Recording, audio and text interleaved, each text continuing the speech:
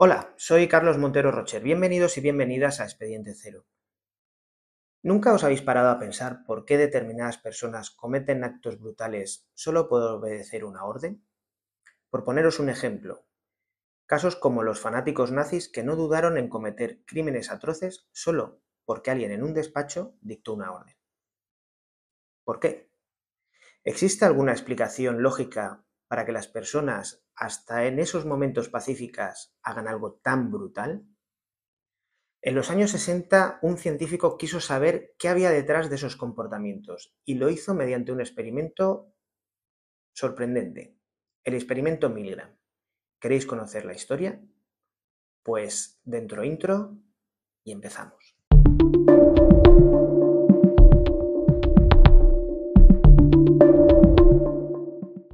¿Puede una persona, quien sea, cometer un crimen contra la humanidad tan solo por obedecer órdenes? Ese es quizás uno de los mayores enigmas del ser humano, el por qué se puede llegar a ser un verdadero monstruo casi de la noche a la mañana. Muchos científicos se plantearon esta misma pregunta a lo largo del siglo XX, sobre todo después de los sucesos tan trágicos como los crímenes ordenados por el Tercer Reich o la Unión Soviética, entre otros muchos, y que por desgracia se llevaron miles de vidas humanas por delante. Fueron momentos trágicos para la humanidad en los que parecía que una vida humana no valía absolutamente nada. Por ejemplo, tras la Segunda Guerra Mundial, en los juicios de Nuremberg, verdaderos criminales y monstruos como Eichmann, simplemente y de la manera más sencilla, e incluso algunos hasta con cierto orgullo, dijeron que simplemente obedecían órdenes. Muchos científicos, por tanto, intentaron encontrar las claves psicológicas que explicasen el por qué una persona pudiera llegar a transgredir su propia moralidad, simplemente por cumplir una orden. Y en esta búsqueda aparece nuestro protagonista, Stanley Milgram. Milgram, psicólogo de la Universidad de Yale, quiso encontrar la respuesta mediante un experimento cuyo objetivo era medir la disposición de una persona para obedecer órdenes de la autoridad, incluso cuando esas órdenes pudieran chocar contra su propia moralidad. Para ello, Milgram reclutó a 40 participantes que habían respondido a un anuncio en el periódico local. En ese anuncio se solicitaban voluntarios para participar en un experimento sobre memoria y aprendizaje, y se ofrecía una recompensa de unos $4 por participar, pago que se realizaría independientemente de lo que pasara durante el experimento. Con los voluntarios ya listos, se les explicó en qué consistiría el experimento, para el cual harían falta 3 personas. El propio investigador, que iría anotando los datos del experimento, un voluntario que haría las veces de maestro y otro voluntario que haría las veces de alumno. Tanto el maestro como el alumno estarían ubicados en habitaciones separadas y al alumno se le ataría a una silla para evitar movimientos involuntarios durante la prueba.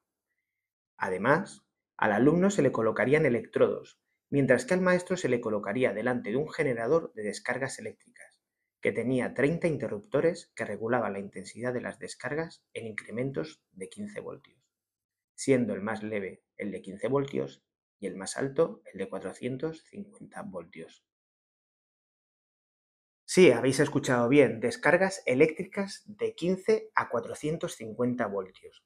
Y es que el experimento Milgram consistiría en que el maestro enseñaría pares de palabras al alumno y tras un tiempo razonable para memorizarlas, le preguntaría acerca de ellas. Pero en el caso de que el alumno fallase, recibiría una descarga eléctrica que iría aumentando 15 voltios más cada vez que fallase. Algo que podía, si el alumno fallaba mucho, causar un gran dolor y sufrimiento.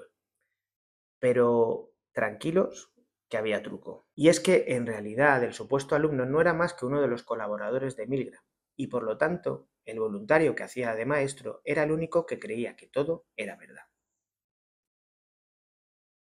Los roles de maestro y alumno se realizaban por sorteo para no destapar sospechas, pero en realidad se trataba de un sorteo totalmente amañado. De esta forma, el doctor Stanley Milgram se aseguraba que el papel de maestro recayese siempre en uno de los verdaderos voluntarios que habían contestado al anuncio del periódico. ¿Para qué? Pues porque lo que se pretendía por parte de Milgram era, precisamente eso, saber hasta dónde puede llegar una persona con tal de obedecer una orden, por cruel que fuera ésta. Lógicamente, el alumno tampoco recibiría ninguna descarga, pero cada vez que se ordenaba dar una descarga, se activaba un audio grabado anteriormente con gritos de dolor que, a medida que se incrementaba la potencia de la falsa descarga, se hacían más desgarradores. Si el maestro se negaba a dar una descarga, el investigador, ese tercer elemento del experimento situado junto a él, le respondía sin mostrar ningún tipo de emoción que simplemente se centrase en seguir con el experimento. Seguro que os estaréis preguntando qué resultados arrojó el experimento Milgram.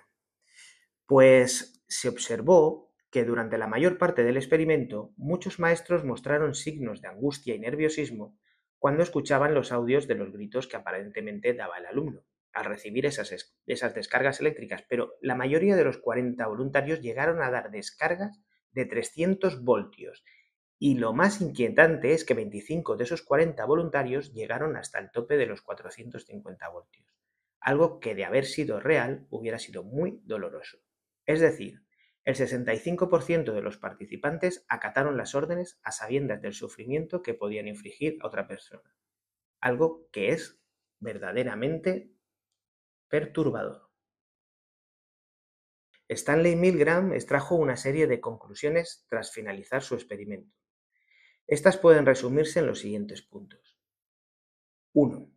Cuando el sujeto obedece los dictados de la autoridad, su conciencia deja de funcionar y se produce una abdicación de la responsabilidad. 2. Los sujetos son más obedientes cuanto menos han contactado con la víctima y cuanto más lejos se hallan físicamente de ésta. 3. Los sujetos con personalidad autoritaria son más obedientes que los no autoritarios. 4. A mayor proximidad con la autoridad, mayor obediencia. 5. A mayor formación académica, menor intimidación produce la autoridad, por lo que hay disminución de la obediencia. 6. Personas que han recibido instrucción de tipo militar con una severa disciplina son más propensos a obedecer. 7. Hombres y mujeres jóvenes obedecen por igual. 8. El sujeto siempre tiene a justificarse, aunque sus actos sean inexplicables. Antes del experimento y tras ser mostrada la idea a otros psicólogos, muchos de estos expertos pensaron que tan solo entre el 1 y el 3% de los voluntarios aplicaría la descarga de los 450 voltios, pero hemos visto que esa cifra fue muy superior. Es más, pensaron que aquellos que lo pudieran llegar a hacer lo harían debido a que padecerían algún trastorno relacionado con la psicopatía o el sadismo. Stanley Milgram había previsto esa posibilidad, y por eso había descartado a todo aquel que fuera sospechoso de padecer alguna patología violenta, tras someterlos a diversas pruebas y entrevistas con los voluntarios que acudieron a realizar el experimento. El Dr. Milgram lanzó dos hipótesis para explicar el resultado del experimento. A la primera la llamó la conformidad del grupo, y planteaba la idea de que un sujeto que no tiene habilidad para tomar decisiones, sobre todo en situaciones de crisis, transferiría las decisiones al grupo. A la segunda hipótesis la llamó la cosificación y hacía referencia a que la obediencia consiste en que la persona se percibe como un instrumento para realizar los deseos de otro y por ese motivo no se considera responsable de sus actos, ya que tan solo sigue órdenes. Esta segunda hipótesis fue la más aceptada por parte de la comunidad científica y explicaba muy bien el por qué una persona se muestra tan tranquila a pesar de haberse convertido en un verdadero monstruo.